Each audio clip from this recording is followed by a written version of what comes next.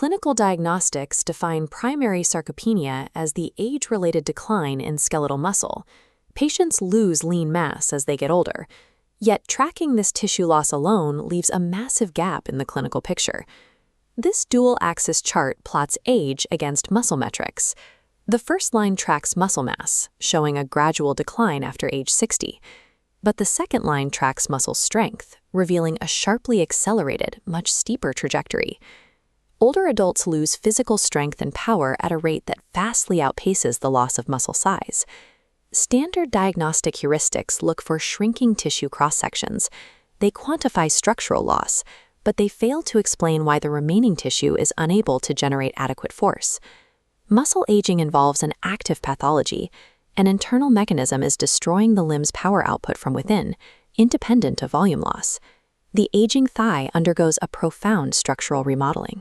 This side-by-side cross-section compares a 25-year-old thigh with a 75-year-old thigh.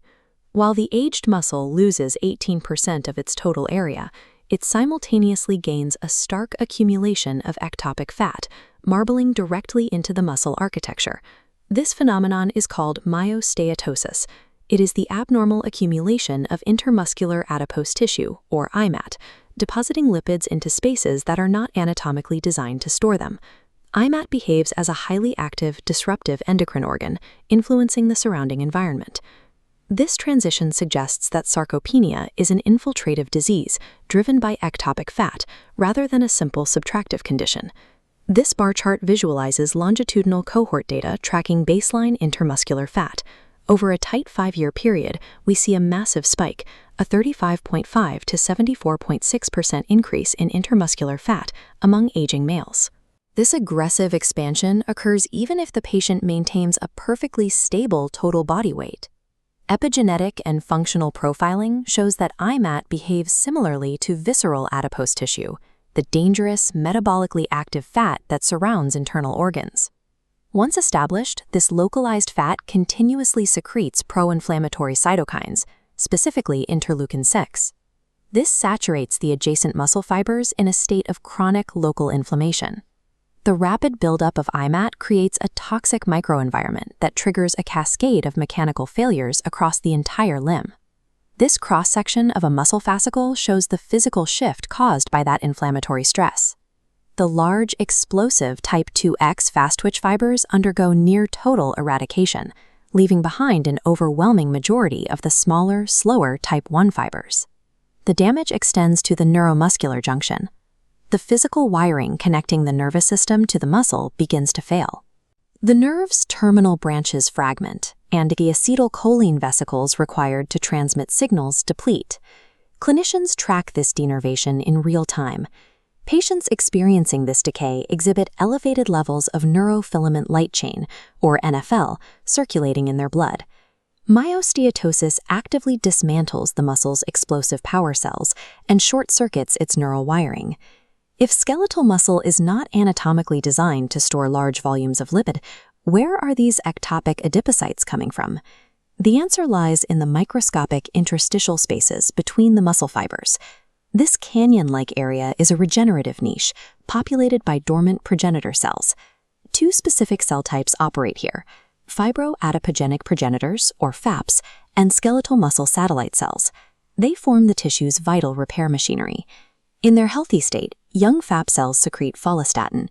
This perfectly orchestrates the satellite cells to activate, form new myotubes, and repair physical damage to the tissue. Healthy muscle possesses precise, built-in regenerative machinery. The massive accumulation of fat in older adults is a symptom of cellular betrayal, where this exact repair system breaks down.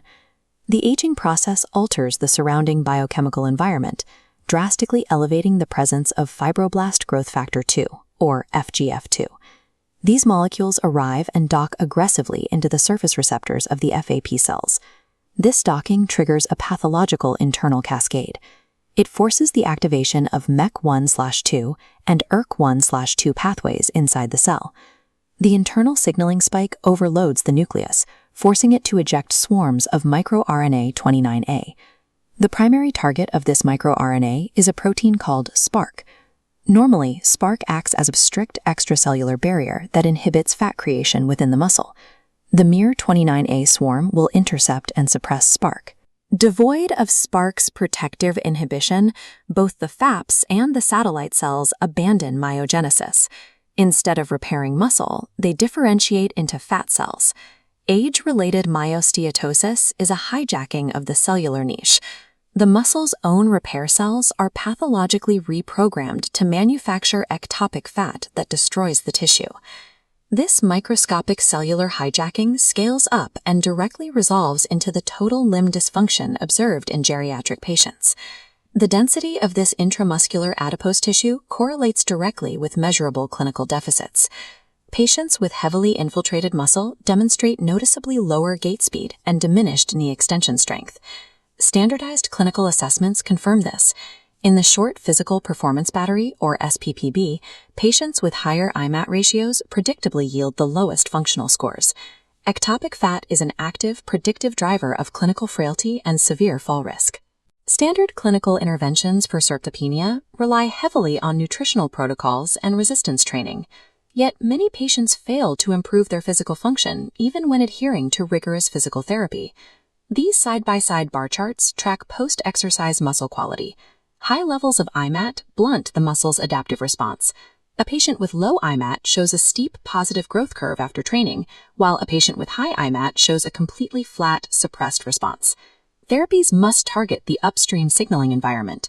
Clinical approaches need to stop adipogenesis at the cellular level, rather than solely trying to treat the downstream atrophy. Extending our human health span requires treating sarcopenia as an infiltrative cellular disease, rather than focusing exclusively on total tissue volume.